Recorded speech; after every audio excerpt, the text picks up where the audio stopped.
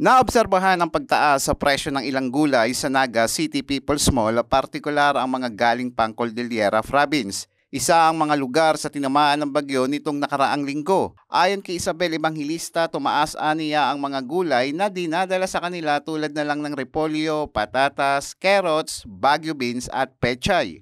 Ang pakilo namin 100. Kaso ang pechay masyadong medyo mahal. 120 ang pakilo namin. Tapos ang carrots 200.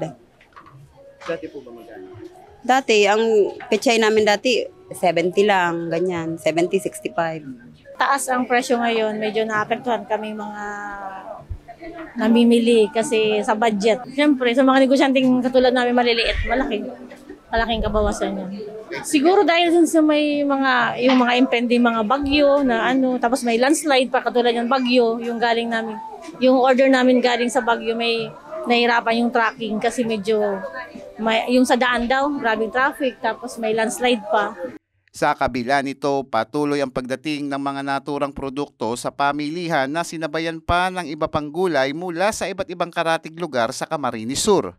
Umasa ang mamimili sa Naga City na patuloy ang pagtaas ng mga gulay lalo na nasa state of calamity ang La Trinidad, Benguet.